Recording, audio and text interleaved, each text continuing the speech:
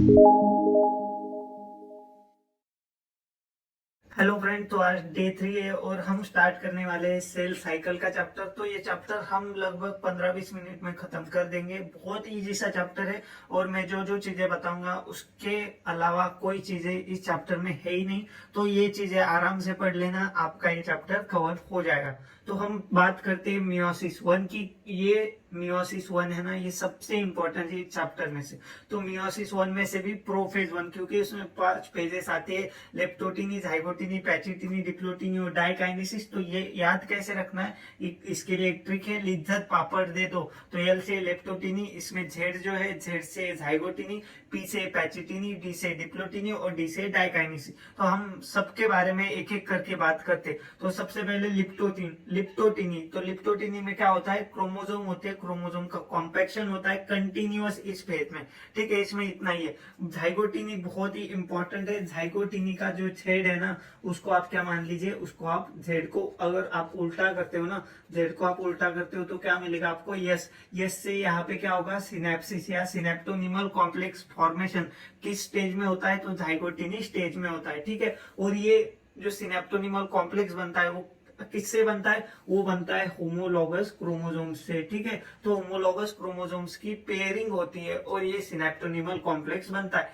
तो ये synaptonemal complex कैसा होता है, ये बायवैलेंट होता है या टेट्राइड होता है। याद रखिए, एक क्रोमोसोम है तो क्या होता है, एक क्रोमोसोम होता है मोनोवैलेंट या डायड। ठीक है, तो यहाँ पे 2 क्रोमोसोम है, 2 क्रोमोसोम यहाँ पे मिल रहे, सिनेप्स हो रहे, तो क्या बनेगा, बायवैलेंट या टेट्राइड बनेगा। आगे बढ़ते, पैचिटिनी की बात करते हैं। पैचिटिनी में सी आता है, यहाँ पे देखिए आप, सी अलग कलर से दिखाया हुआ है। तो सी का मतलब ये, यहाँ पे सी का क्या मतलब है, सी का मतलब है क्रॉसिंग ओवर। तो इसमें क्या होता है, क्रॉसिंग ओवर होती है। ठीक है, non sister chromatids of homologous chromosomes की क्रॉसिंग ओवर होती है। इस क्रॉसिंग ओवर के कारण क्या होता है, रिकॉम्बिनेशन होता है। तो इस स्टेज की वजह से इवोल्यूशन होता है, ऐसा हम मान सकते हैं, क्योंकि इसमें क्या हो रहा है, रिकॉम्बिनेशन। और रिकॉम्बिनेशन हो रहा है मतलब रिकॉम्बिनेज एंजाइम रिक्वायर होने वाला है।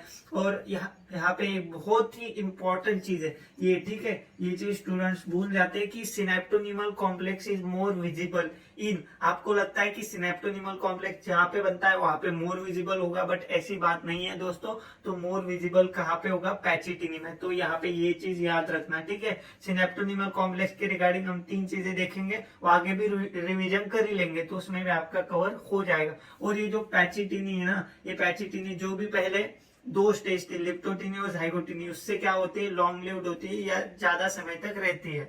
आगे बात करते हैं डिप्लोटिनी। डिप्लोटिनी में याद रखना सी और डी। सी से क्या है, सी से कायजमाटा फॉर्म होता है। कायजमाटा क्या होता है, ऐसा एक शेप स्ट्रक्चर होता है। ठीक है, तो यहाँ पे 2 होमोलॉगस क्रोमोसोम है। ठीक है, 2 होमोलॉगस क्रोमोसोम है, तो उसका सिनेप्सिस होने के बाद ऐसा यहाँ पे क्या बनता है, एक एक्स शेप स्ट्रक्चर बनता है। यहाँ पे एक शेप स्ट्रक्चर बनता है, उसको बोलते हैं कायजमाटा। ठीक है, तो सिनेप्टोनिमल कॉम्प्लेक्स कहाँ पे डिसोल्यूशन होता है, तो ये डिसोल्यूशन होता है डिप्लोटिनी में। ठीक है, डिप्लोटिनी में होता है, डी से डिप्लोटिनी, डी से डिसोल्यूशन। क्या डिसोल्यूशन होगा, सिनेप्टोनिमल कॉम्प्लेक्स। और एक बहुत इंपॉर्टेंट पॉइंट है, कुछ वर्टिब्रेट होते हैं, उनके जो ऊ साइट होते हैं वो कौन सी स्टेज पे थम जाती है। ठीक है, कौन सी स्टेज पे बहुत महीनों तक या साल तक रहती है, तो वो है डिप्लोटिनी स्टेज। ठीक है, तो ये 3 चीजें याद रखना।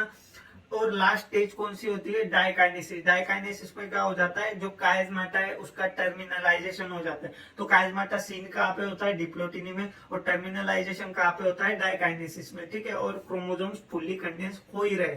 अब बात करते हैं बहुत ही इंपॉर्टेंट पॉइंट की, जो कि मैंने बोला था आपको, सिनेप्टोनिमल कॉम्प्लेक्स। ठीक है, सिनेप्टोनिमल कॉम्प्लेक्स के रिगार्डिंग 3 पॉइंट। इसका फॉर्मेशन कहाँ पे होता है, ठीक है, फॉर्मेशन कहाँ पे होता है, मोर विजिबल कहाँ पे होता है। ठीक है, मोर विजिबल कहाँ पे होता है, और इसका जो डिसोल्यूशन है वो किस स्टेज में होता है। ठीक है, अगर आप ये 3 पॉइंट याद रखते हो तो सिनेप्टोनिमल कॉम्प्लेक्स के रिगार्डिंग जो भी क्वेश्चंस आएंगे आप आराम से उसको कर पाओगे।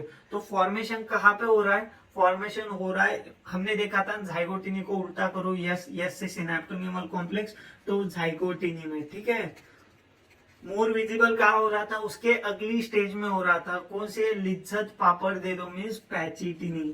ठीक है, पैचिटिनी। और डिसोल्यूशन कहाँ पे हो रहा था, डी से डिसोल्यूशन, डी से डिप्लोटिनी, ठीक है। तो यहाँ पे एकदम आपको ट्रिक के साथ मैंने ये चीज बताई है, आप ये चीज भूलना मत, ठीक है, ये चीज आप कभी मत भूलना। आगे बढ़ते अब माइटोसिस की तरफ बढ़ते।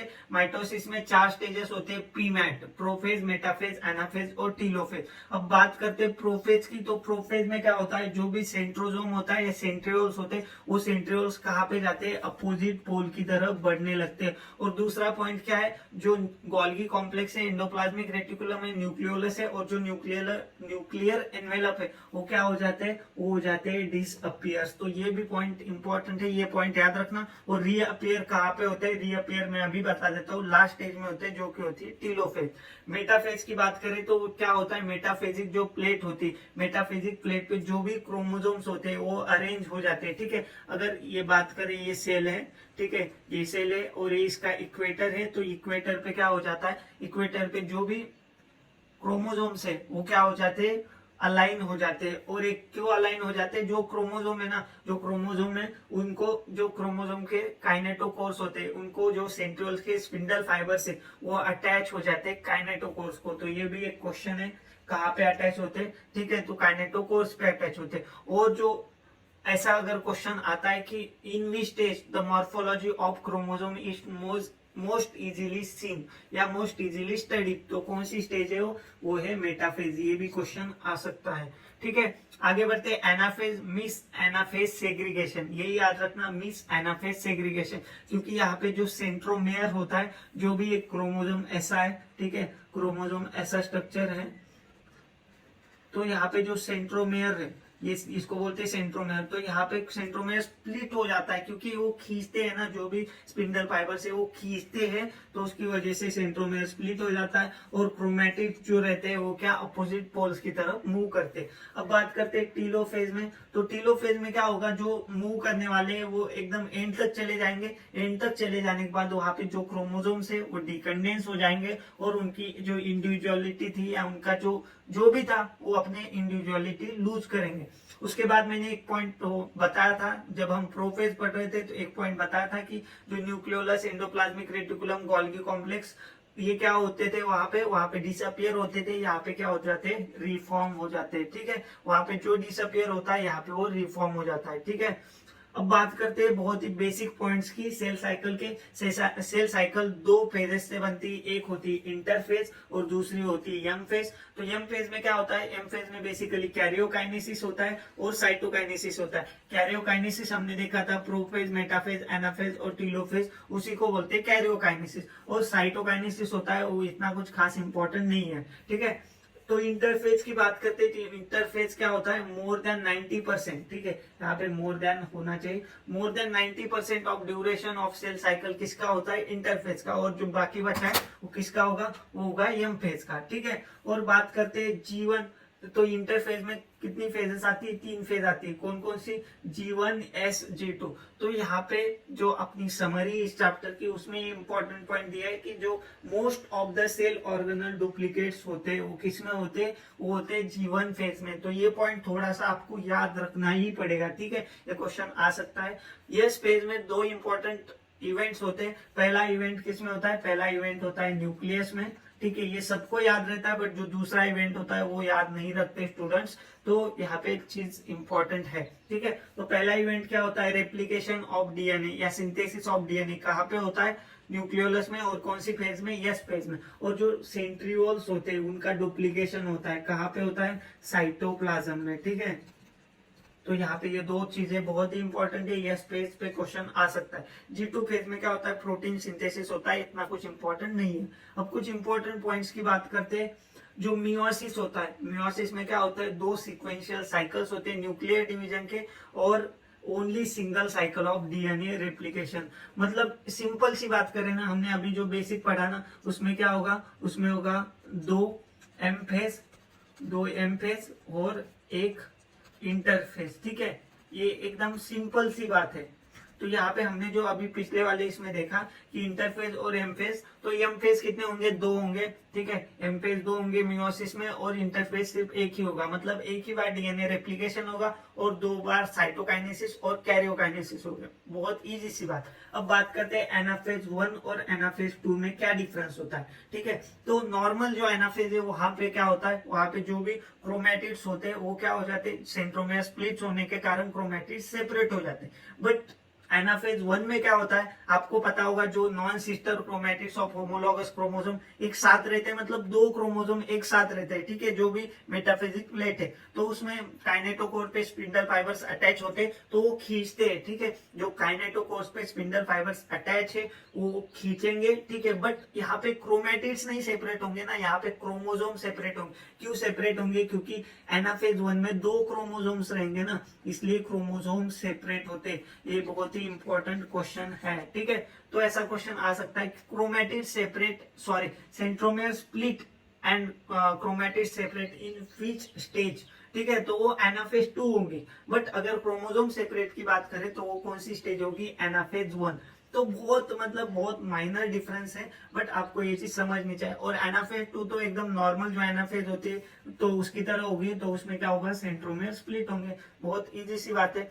अब बात करते हैं कुछ और इम्पोर्टेंट पॉइंट्स की। तो हमने बोला कि 2 मेयोटिक डिवीजन होते हैं, ये बात मानेंगे, एक M1 होता है ऐसा मानेंगे और दूसरा M2 होता है। बट M1 और M2 के बीच में क्या होता है, कुछ एक आधा कुछ आता होगा ना, एक आधी फेज, तो उस फेज को बोलते हैं इंटरकाइनेसिस, ठीक है। तो इंटरकाइनेसिस क्या होता है, the stage between 2 meiotic divisions is called interkinesis, और ये बहुत ही शॉर्ट लिव्ड होती है, ठीक है। और इसमें इंटरकाइनेसिस में कोई भी रेप्लिकेशन नहीं होता है, ठीक है। रेप्लिकेशन सिर्फ एक ही बार होगा, रेप्लिकेशन होने के बाद सीधा M1 होगी, इंटरकाइनेसिस होगा, और M2 होगा, बाद में रेप्लिकेशन नहीं होता कहीं पे, ठीक है। तो एक क्विसेंट स्टेज रहती है, तो क्विसेंट स्टेज मतलब जी नॉट स्टेज, ठीक है, जी नॉट स्टेज। तो जी नॉट स्टेज में क्या रहता है, जो सेल्स रहती है वो मेटाबॉलिकली एक्टिव तो रहती है बट प्रोलिफरेट नहीं हो पाती, क्योंकि उनको रिक्वायरमेंट नहीं है, ठीक है। ये पॉइंट भी इंपॉर्टेंट है। ये पॉइंट पे बहुत सारे स्टूडेंट्स, मुझे नहीं पता क्यों फंसते हैं, बहुत इजी सा पॉइंट है। जो हमने यह स्पेस देखी, जो हमने यह स्पेस देखी, उसमें क्या देखा हमने, हमने उसमें देखा डीएनए का रेप्लिकेशन होता है। मतलब होता क्या है, तो जो मान लीजिए कि यहाँ पे 20 क्रोमोसोम्स है, ठीक है, 20 क्रोमोसोम्स है, तो 20 क्रोमोसोम्स में कुछ मटेरियल होगा, तो वो मटेरियल डुप्लीकेट होगा, ठीक है, मटेरियल डुप्लीकेट होगा। 20 के 40 क्रोमोसोम नहीं होंगे, 20 के 20 ही क्रोमोसोम रहेंगे, बट वो खा खा के मोटे हो जाएंगे, सिर्फ इतना ही फर्क है। तो अमाउंट ऑफ डीएनए डुप्लीकेट्स होता है but number of chromosomes remain same. बहुत बहुत बहुत ज्यादा इंपॉर्टेंट पॉइंट था और ये बहुत इंपॉर्टेंट टॉपिक था। तो यहाँ तक आपको ये टॉपिक समझ में आ गया होगा। देखिए, हमने लगभग 15 मिनट के अंदर ये टॉपिक कवर किया, और आप इसको अगर एक बार भी देखते हो ना, तो आपका ये टॉपिक अच्छे से कवर हो जाएगा। और कुछ कुछ चीजें होगी जो मुझे इतनी इंपॉर्टेंट नहीं लगी, तो वो चीजें भी आप एनसीईआरटी से पढ़ सकते हैं। तो मतलब 40 या 45 मिनट में आपका एक चैप्टर डन एंड डस्टेड हो जाएगा। So thank you so much for watching. अगर आपको ये अच्छा लगा तो इस वीडियो को लाइक कर देना, और जो ऐसे स्टूडेंट्स है वो कोचिंग अफोर्ड नहीं कर पाते, उनके पास ये वीडियो जरूर शेयर करना, उनको बहुत ज्यादा हेल्प होगी। तो thank you so much for watching.